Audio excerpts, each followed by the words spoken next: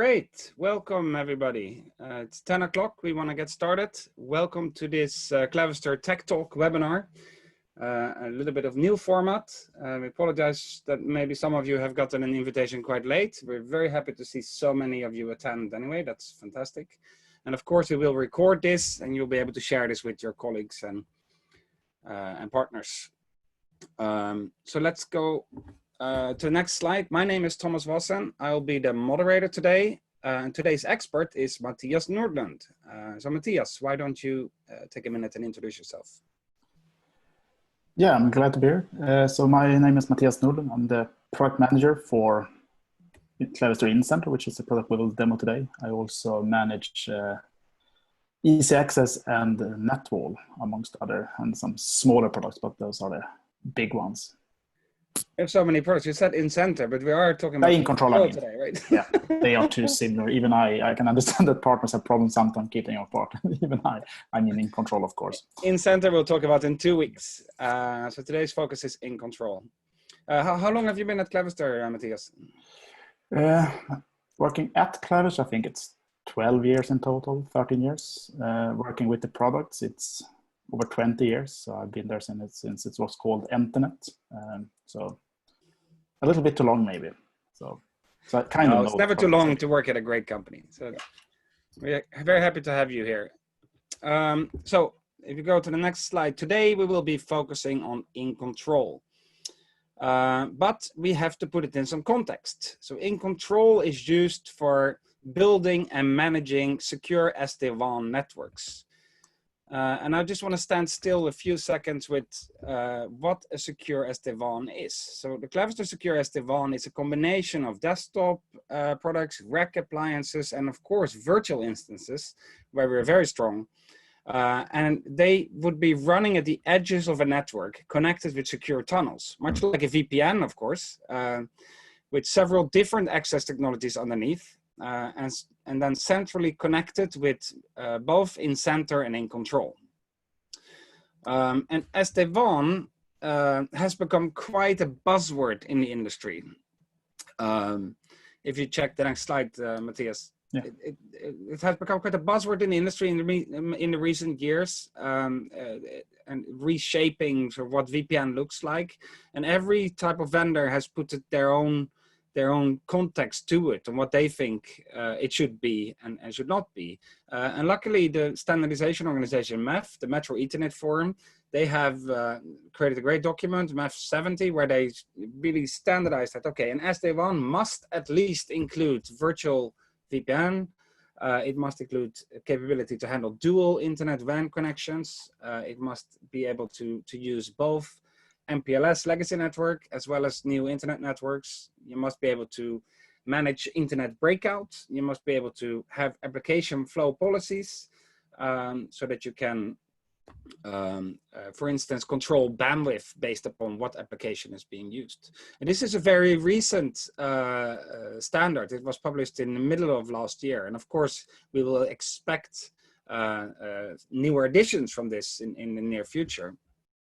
Because if we check in the next slide, what we think is that, you know, those 5 features, that's not really enough to build a good secure SD-WAN. So much more is needed to handle an SD-WAN efficiently.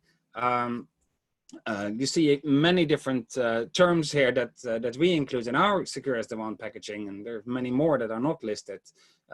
For instance, load balancing, application control, and quality monitoring, cybersecurity scorecard, web content filtering, IP reputation based, lots of security features that are missing in the general standard. But also what's very poorly mentioned in the standard, if you click once more, is actually all the management features that you need. So, you know, to handle a large multi-site environment, you need to handle configuration in an efficient way, policy management in an efficient way, upgrade management in an efficient way, and deployment in a seamless way. So for those type of things, we include features like upgrade management, multi-site configuration, easy template-based configuration, zero-touch provisioning, multi-tenancy support for MSSPs, etc. So that's what we're going to focus on today, on on the next slide, we're talking about Clavister InControl, of course, and many of you probably heard or seen InControl. You're probably a frequent user of InControl even, which is fantastic. It comes included with the Clavister Network license, and it has just in recent months received quite some new love, and new features have been pushed out with key new functionality just related to SD-WAN. So in generally, InControl helps you to centrally manage thousands of gateways, and it includes zero-touch provisioning for cost-efficient setups. And it's also been enhanced now with shared policy management and a super cool automated firmware upgrade job management, and even it's even fully tenant that some of you might not even be aware of actually in several layers. So it's fully ideal for MSSPs. So that's enough of the marketing talk. Let's dive to the agenda. I know that you all came for demos. We have on the agenda today what is it, 6 different demos, screenshots, videos that Matthias will go through. And we'll go through this in a little bit interview style. So I'll introduce the first feature, and then Matthias will do a demonstration or go through the aspects of it. And then we'll do a Q&A right after it. So if you have questions on what you see, don't wait, type them in immediately, and I will be able to ask them to Matthias. And then we go to the next feature. So that becomes a little bit of an interactive session. Yeah, let's get started. First up, zero-touch provisioning, newly added shadow appliance functionality. Matthias. Yeah. So first we can just talk a little bit on a diagram just to understand what zero-touch is. Zero-touch we've had for a few months. So what it is that you can deploy let's say appliances on remote locations, and they will automatically connect back to the managing InControl server. So that's, let's say, the basic of zero touch. So what needs to be done by the partner or the customer? First of all, there's, let's say, before you deploy it, you need to register the net wall in my Clavister. That's how it will find its way to your InControl server. And then you can stage the configuration in InControl using the shadow appliance functionality. So while the appliance is in the box, you can start configuring it, setting up the correct policies, connecting it to the correct SD-WAN tunnels, things like that. At deployment, someone at site just unpacks the box, connects it to the internet, and it will, as long as there's a DHCP, it will find the internet, it will try to find your InControl server, connect directly to that one, so it's not going through any Clavister cloud or anything, and then get that pre-stage configuration that was deployed for this appliance. It will change all netcon keys, that's the protocol is called, to make sure that no one can eavesdrop on your communication, and then it's up and running. So depending on appliance, it takes from a few minutes to just a little bit more than a few minutes to deploy an appliance. We have a small video where I can show you how it looks like. The next one is the video, so I can show you this. This is just the zero touch part of it, how you add a device. So you have the zero touch panel. So this one will communicate with my Clavister, and it will show you all available appliances with the service tag. And then you can just take that appliance and did the video stop or no?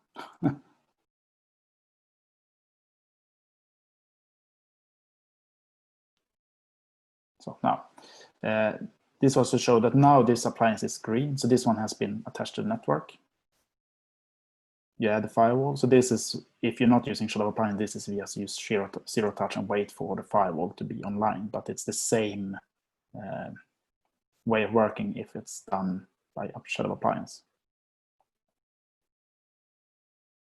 So what the firewall do now is that it gets all the keys, it sends up all configuration. It makes sure that it's upgraded to the correct version. It makes sure that it's licensed and up and running.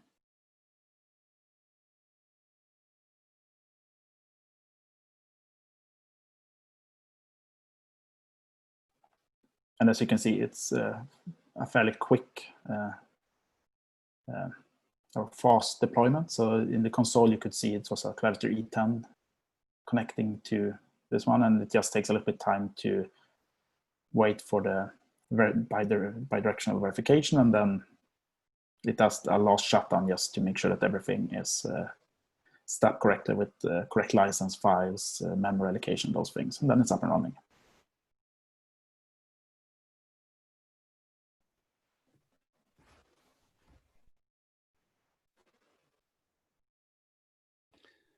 So I have some questions coming in here already, Matthias. So what versions of NetWall is this compatible with?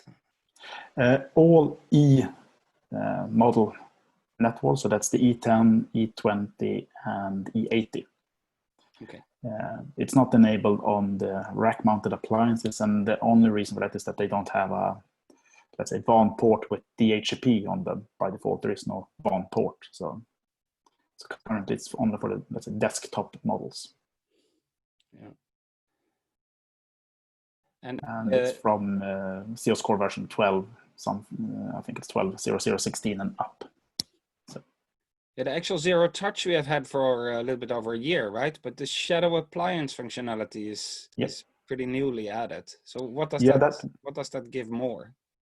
Yeah, what it gives towards this one is that in this demo, you can see that we added an appliance directly from without having to, let's say, touch the appliance, the zero touch part. The shadow appliance part is just means that you can add it even when it's not being online. So in this demo, I did it with it being online, but you can add it before, and then you can start configuring. I will show a little bit how that can look like later in another demo also, how you can add. What you can do then is that you can add what we will demo later, the shared policies. You can add it as a spoke in the SD-WAN. So when it comes up, it will be up and running, have the correct configuration, and yeah, they will be the deployed site will be up in a few minutes. So which is really cool.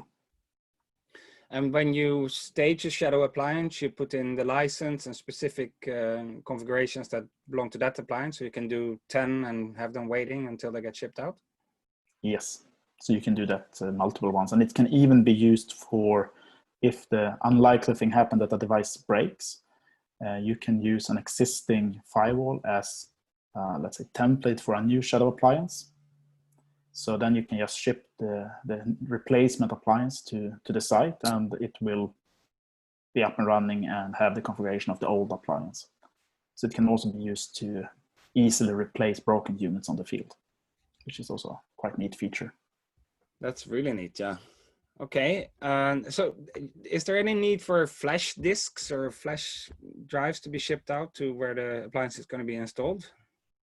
No, because then it wouldn't be zero touch. Now, this is, I mean, the advantage with this is it's really zero touch. You can get anyone that can actually connect a network cable to, let's say, install the firewall. So the only thing the on-site personnel need to be able to do is follow the instruction of plugging the cable from the internet connection into the WAN port.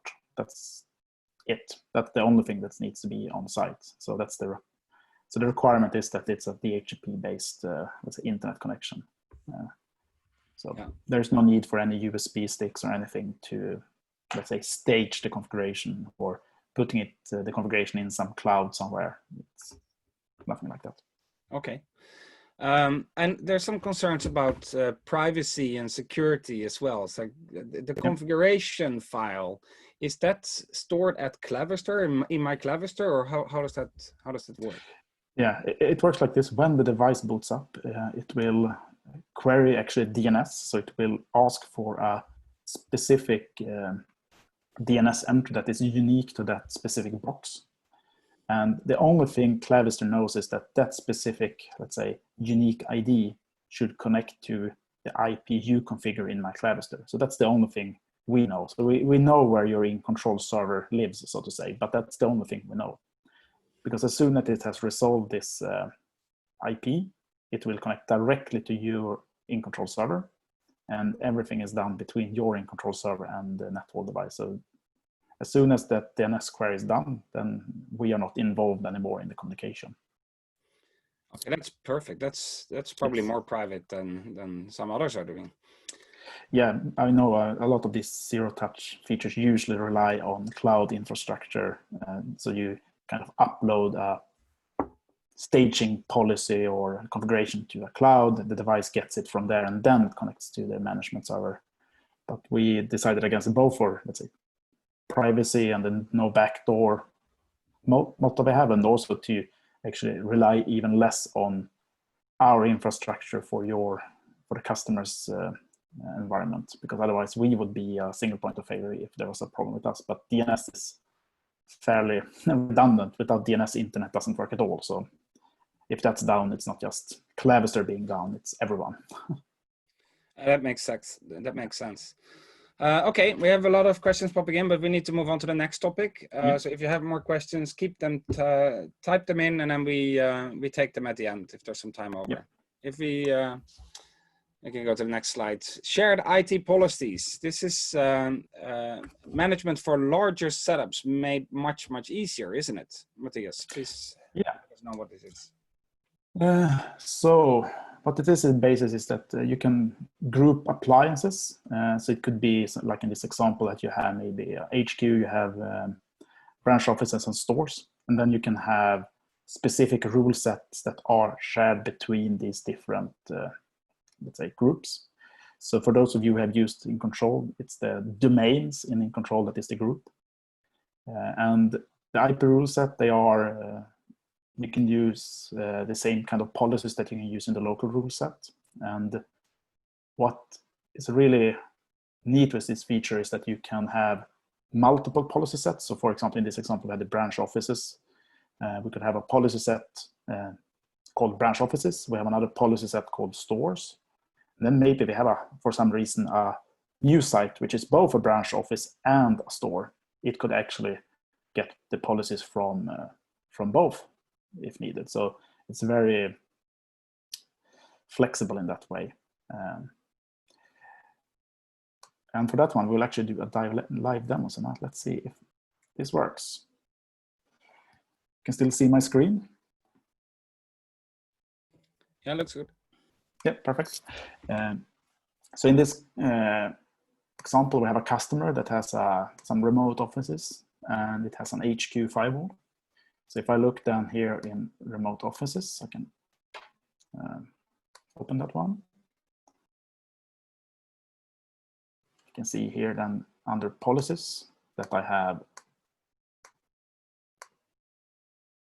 lots of click, a shared IP policy set. So this is for all these remote offices. So they share the same rule towards the internet. So to get to the internet, they use these policies, and to get to the SD-WAN, to and from the HQ, they have the same policies. Now this is a very simplified policy set. So it kind of allows HTTP, DNS, and ping to the internet, and towards the HQ, it allows everything.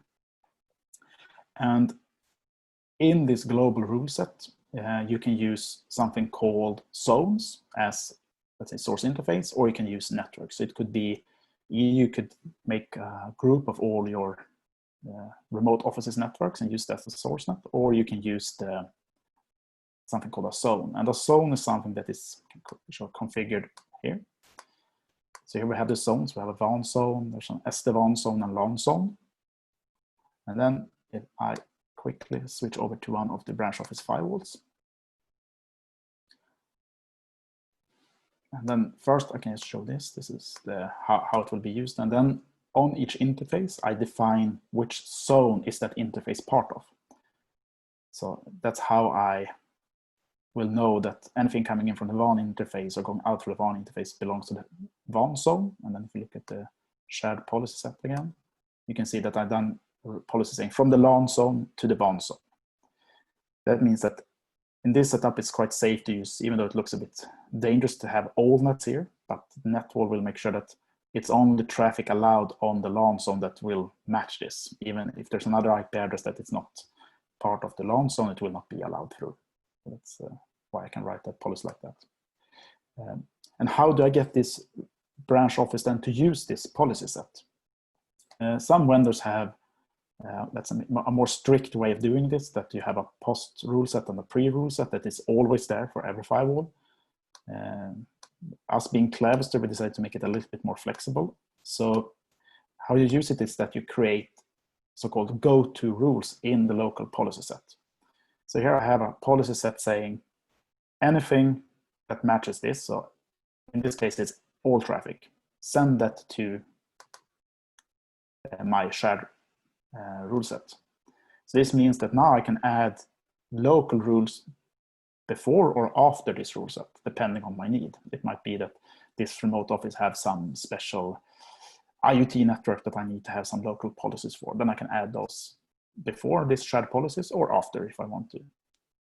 And you can have multiple go-to rules. So it could be that I had, if this was one of these hybrid, which was both a store and a branch office, I could have another policy saying go to the store policies if the store's interface is, let's say, the store interface where I have those type of computers. So that's a quick overview how the shared IP policy works.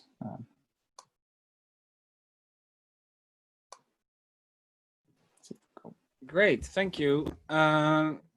That's pretty clear, I think. I have some questions here. So is there a limit to the amount of appliances that can be in a group or zone, I guess it's called then?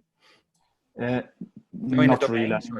The limit is, let's say, the amount of firewalls you can manage in control, and it's a few thousand. So it depends on. A few thousand, okay. Wow, that's cool. And can you group virtual and physical appliances or rack and desktop appliances in the same domain and manage the policies across them? Yes. So there's no, let's say, what type of device doesn't matter as long as it's a Clavister NetWall.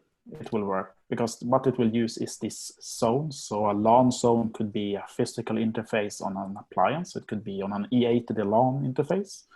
On a W50, it's one of the interfaces on one of the modules. And in a virtual environment, it's just one of the virtual interfaces that you assign to that zone. So it's abstracted away in that way. So that's why you can have any type of appliance, virtual or physical, in the same policy set. Okay, and is there a specific version on NetWall required to support this? Yes, you need to run the latest available COS core version. So I think currently it's 13.0.04. So it has to be that or later. And also something I can just quickly go back and show this, because this could be a tricky thing. You also have to make sure that your domain is running that version. So that's something you can see here, that because if you don't have that version on the domain, you won't be able to create these shared IP policies. But there will be, if all firewalls are upgraded, then there will be a notification here saying that you can upgrade your domain, and then after that you will have the policies available. Okay, cool. That's a perfect leeway to our next topic, firmware upgrade jobs, or automated upgrade management, really. What's that about, Matthias? Yeah, so firmware upgrade jobs is a way of, let's say, automating and managing how you upgrade your firewalls. Previous versions you had to actually, it was, to be honest, a bit bad. You had to manually upgrade each firewall by hand. So you had to right click on a firewall, say upgrade, click through, wait until that was done, do the next one. So what we created was a way of both scheduling, and of course you can do it immediately if you want, these upgrade jobs. So it can manage parallel upgrades. It can do it on a specific time. So maybe you have a service window on Thursday at 7. Then you can say, okay, upgrade all firewalls on Thursday at 7. And it's will do the upgrades. It will create a report saying what went good. Was there any warnings? You can also decide if there is some firewall that fails, how should it do? Should it just stop upgrading or should it continue? And also takes care of HA system upgrades and things like that. So can also do a little bit of demo on that one. Let's get back to the remote desktop.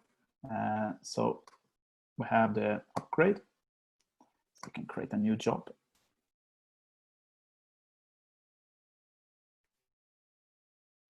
Give a name.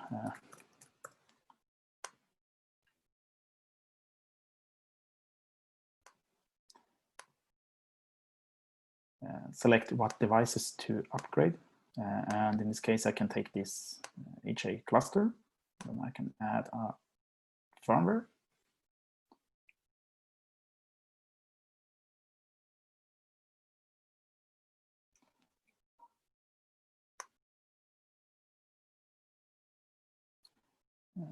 So I can be, let's see, here we have, for fun, I can just take an incorrect one just to show you. I take now a VMware firmware. Then you can see that it says that there is no package available.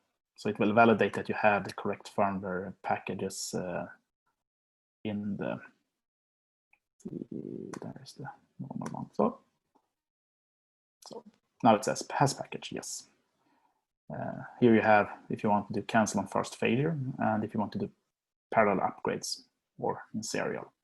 And I can say that this one should do immediately or scheduled. So then I can say on a specific date or time, or I can say manually trigger. That means I can create a job now, but maybe at lunch I just go in and say start it. So we can take this one immediately. Click OK.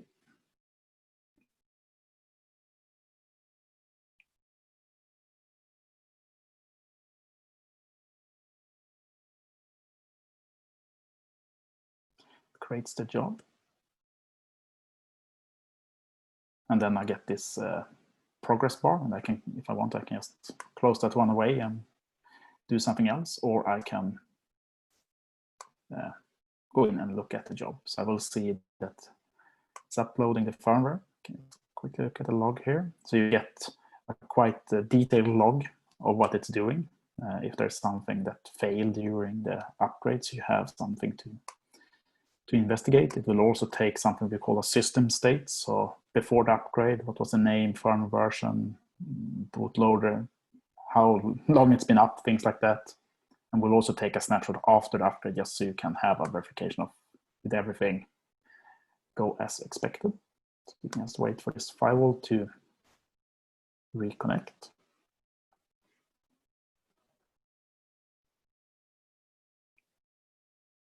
So has it done the failover automatically from the master to the slave now? So there's no interruption? Yes.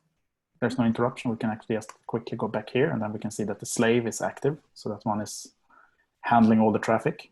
And are you even talking through these webinars, right? Through these firewalls? Actually not, but I would have been if I was still at the office because this is my desktop lab environment at the office. So I'm actually, when I'm at the office, I'm sitting behind this HA cluster. And now we can see that this one was upgraded. We can look at the firmware upgrade job that it's half, and there was apparently some warning. So we can then see what the warning was. It's probably well, all my tests that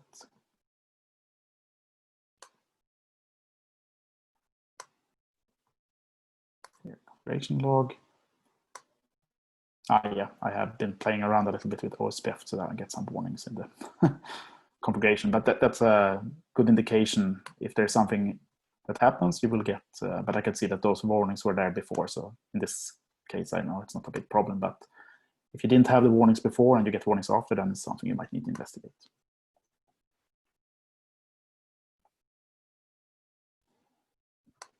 I guess we can go back to the presentation and that one can run while we talk about the next feature. Yeah, that's cool. The screen updates are a bit slower, too slow, but it still works to follow you. So I think that's really impressive. I've been working with telecom operations from a service provider perspective. You know, it's really important to keep things manageable. If you have a lot of firewalls in the field, you need to upgrade them often. How often do you recommend that we upgrade the network firewalls, really? As soon as we release a new firmware, I would say. But that's like 10 times a year, isn't it? Yes. We have, and that's something we started to become quite proud of. We try to release roughly every month except summer and Christmas. So yeah, around 9-10 firmware releases every year. And the reason is to keep them smaller so they are safer to do the upgrade, because there is not that big change between one month to the next month. But if you stack them up, of course, after 10 months, you will have a lot of new nice features. But the good thing is that they are more tested, they are more stable, and each, let's say, increment is smaller. Because that I've seen some bit embarrassing problems for some of our colleagues in the business, which might wait 1 year, 1.5 years before they release a new firmware. And then they have lots of troubles with that firmware and have to do a lot of hot fixes and the patches quickly after. So I would say with Clavister now, it's quite safe to always use the latest one, because the changes are quite small in between the two firmwares. So it might be a bit boring for the marketing people, but it's nicer for the technical people that upgrading from, let's say, 04 to 05 on the 1300 series, there's almost no chance of that impacting your network. While going in some of, let's say, how others do it, when you have half a year to a year of development in a firmware, then there is bound to be quite a few, let's say, issues in it. Makes sense, makes sense. And every time you upgrade, you get of course, most of the signatures are updated continuously anyway, but DPI stuff comes with every monthly release, right? Yes. Application That's detection, true. signatures. Cool. Can you schedule large networks several days ahead and sort of spread them out so that you have a whole week of upgrades and you spread your risk, even though there's not that much risk? Yeah, yes, you can do that. I mean, with these scheduled jobs, you can select either as single firewalls or you can select domains. So for an MSSP, they could have maybe select customer A on Monday, customer B on Tuesday, and spread it out like that. And even if you add a firewall after you created the job, if you selected a domain, then it will upgrade that firewall also. So if you select a domain, it will upgrade all firewalls in that domain when the job is run. So that's also quite convenient. Cool, cool. Let's move to the next topic. At the core of SD-WAN, there's of course good VPN technology, and good VPN technology requires quite some configurations and creating hubs and spokes and full mesh and everything. We have innovated some new stuff with VPN templates. Please tell us about it, Matthias. Yes, so here you will get a little bit of a sneak peek. This is something that will be released before summer, I think in less than a week, maybe 2 weeks. So it's InControl 2.30. And what we've added is simplified configuration of hub and spoke VPN. So it's a way of easily manage VPNs or SD-WANs where you have a hub, which is like an HQ or something, and then you have branch offices or stores or something that are spokes, as they're called, that connect into this SD-WAN. So as this is a sneak preview, I have a small video that will show how it's done. So this shows you create domain. So this is the domain. You create the hub. So this is the HQ firewall.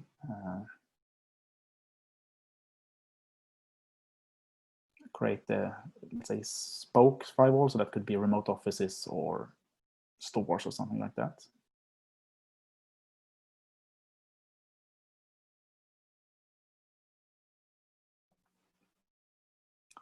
So now you have your environment, and then you can create an SD-WAN. So first you give it a name. So in this kind of awesome service-defined network, you select which is the HQ or hub. Give the IP, the external IP of the SD-WAN. So that could be a DNS name or a public IP, and the internal address of the. And then you select which spokes you want to use in this SD-WAN.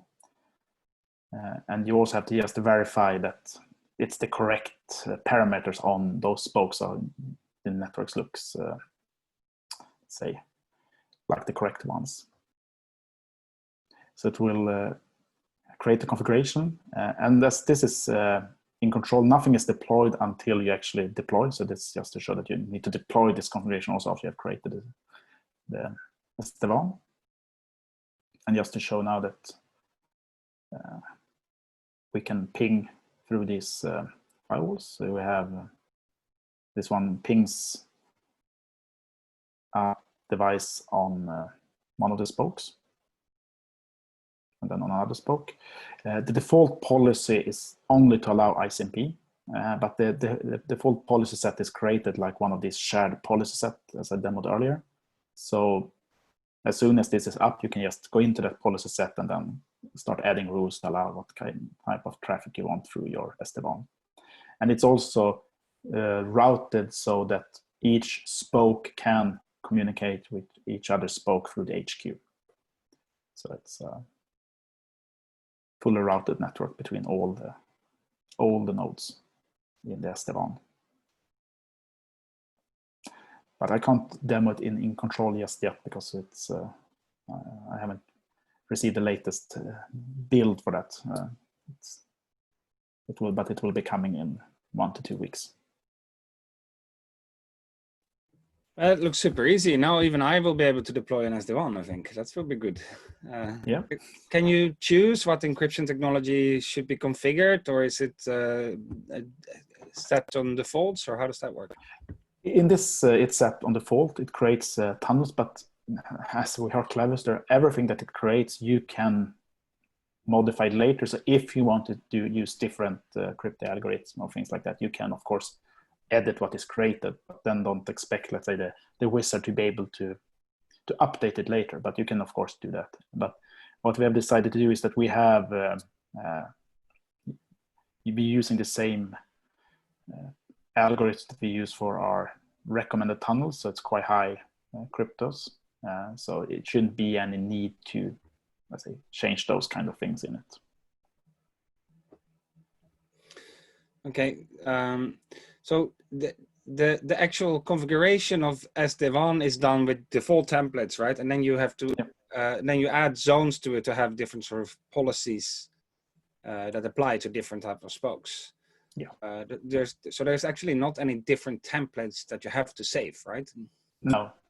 So as soon as you have added this SD-WAN, and then later if you would like to add a new spoke to this SD-WAN, you can go into the same wizard and just add a new spoke, and then it will inherit all the changes you have done also to the shared policy set. So adding a new spoke just takes a few minutes, less than a minute if you're used to the wizard. Okay, cool. Then let's move to the next feature, maybe the techie's favorite. Yeah. Dark mode. What have we done there? Yeah. This is for let's say the more retro guys amongst us. So those that are used to Unix or Linux prompts. So now we have added the possibility to have a dark theme in the remote console. So it's more of a nerdy or techy feature that we added, but it's been wished for some customers. So, and we want to make our customers happy. So we added it into the product. Customer satisfaction is sort of our MO, right? I don't really have any questions about this. This is pretty cool. Looks nice. Yeah. Maybe what took us so long, right? Yeah. When we were done with all the SD-WAN things, we thought that maybe we should do something fun also. So that's why I added the dark mode. That's good. That's good. Okay, but let's talk about some the last feature for today. Multi-tenancy, which should be extremely important for MSSPs running many smaller customers in one InControl system. What can you tell us about that? Yeah, I mean, InControl is fully multi-tenant, so you can have one InControl server, and you can then have your, let's say, you are the MSSP, so you log into that one and can see everything, and then you can have different customers that can log in and only see their part of let's say the domains. So they can see in this schematics, customer A can see whatever is in the customer A domain, customer B in the B domain, and C in C domain, while the admin and MSSP admin can see all of them. And these customers can also be set that maybe they are only an auditor, maybe it's a customer that is only allowed to log in and look at the configuration, or they can actually be administrator of their own firewall. So it all depends on how you as an MSSP wants to give control to the customer. Maybe it's they only are allowed to log in and look at the configuration to see that you're actually doing what you say, or maybe you're only hosting and managing, let's say, firmware upgrades and things like that, and they do their own policy changes, and then you can allow that. It's hard to demo because I don't have the big environment enough, but I can at least show you how it looks like on a simplified way. That here I'm logged in as an admin, and you can see I have a customer A and I have a customer B, and now we can see that also that both these firewalls are running the correct version, so the firmware job is done. If I then start another InControl client, and I log in with, what did I?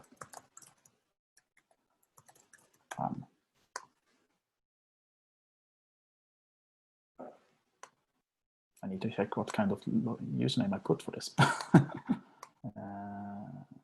Users. I shortened it, cast A. Yeah.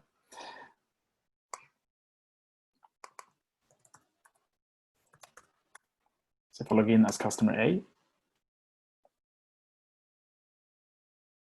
and then go to the firewalls tab, then you can see I can only see my firewalls, but I can see all of them.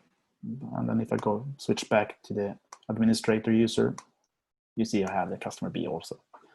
So it went a little bit quick. Go back. So yeah, if you show the login from the customer, and you maybe I can. Oh, there you see only their firewalls. Yeah. Yeah.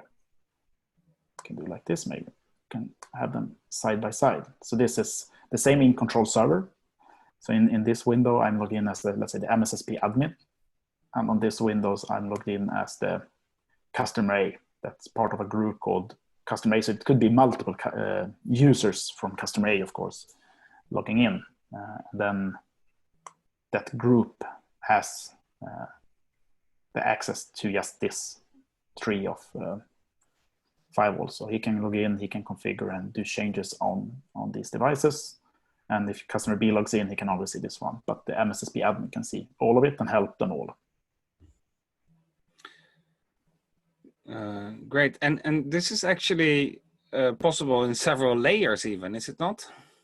Yes, I mean, it could be that you could have someone that is only allowed to see this firewall, so then you could have another group and another user that logs in and only see the HQ firewall. So it's possible to do it on multiple levels. And can you enable sort of a read-only mode as well to only allow viewing? So you can have, so you can just go, let's see, groups.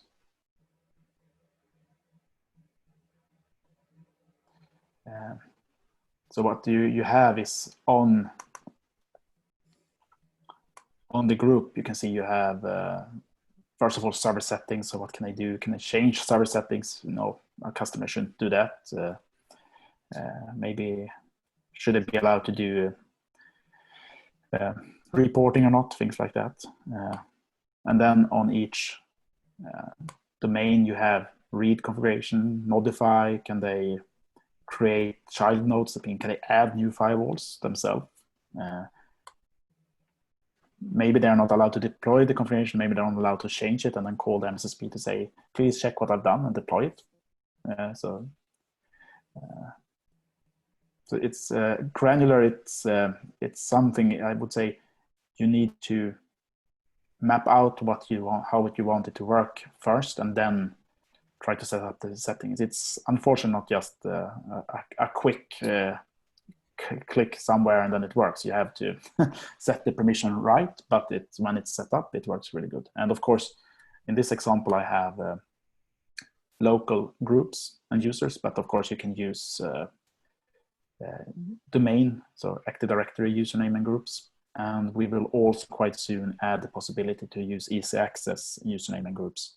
So you can add strong authentication to your end users logging into InControl, especially if you are an MSSP and they connect over the internet, you might want to have added one touch to the InControl login. So that's something that is coming hopefully before summer, but otherwise it will be just directly after the summer vacation in Sweden. That's awesome. Thank you. So let's go back to the chat and see if there's any other questions. Of course, it feels like love for the product go very much through what you see, right? So I get most questions about the dark mode. How do you actually enable it? Do you have the possibility to quickly show that? Yes, you can. And I also got a question. People would like to be able to change the console font as well. Is that something that you have considered, or is it? Yeah, that's something that we could at least look into. It's not something, I don't know if I've seen an RFE for that, but it could be good to know. If you have wishes for the product, you can always create a support ticket. And I don't promise it will be done, but at least then it will be added to our system. And I mean, the more people that wishes for a specific feature, the more likelihood of that feature being added. So, and I mean, wish for small or large. I mean, the worst thing that can happen is a no, and the best thing is a yes. It's not worse than that. So maybe I was a bit quick now, but to set the font, so now I'm logged in as, we can just quickly show here that customer A is using the old style font console without the dark theme. So I go to File, I have the settings here. And then on remote console, I can say dark theme. So console will run in dark theme. Okay, and then voila, dark console. Perfect. Great. We don't have any other immediate questions popping up here. So I just want to put everybody's attention, if you go 2 slides forward, to a VPN guide that we launched recently. It's really a comprehensive introduction to how you build SD-WAN VPNs with Clavister NetWall. It's the introduction chapter you can download and check out. You get a quick overview of what's possible. And if you want to dive deep, there's a 200+ page guide built by our experts from support on how you can enable all the bells and whistles. So that's it. Thank you very much, Matthias, for today. If you have more questions for Matthias, don't hesitate to get in touch with us. But in 2 weeks' time, we'll do this again. And I will be interviewing Matthias' colleague, Andreas, if you go to the next slide. Yeah. Here you type wrong. Yeah, here I type wrong. Then we're going to talk about the incenter because we're getting confused. We got to merge the products. That's the future, I guess, right? But now we'll talk about incenter with Andreas Byström. So please sign up and share with those who missed it today. We'll make this recording available on the Clavister Protects channel. And see you next time. Yeah. The question on where do we get the full e-guide? I think it's actually in the link in the resources file. So if you download it from services resources, then there's a link to the full e-guide. It's available free. I can mail it to you. It's cool. Thank you, everybody. Bye-bye. Thank you. Bye.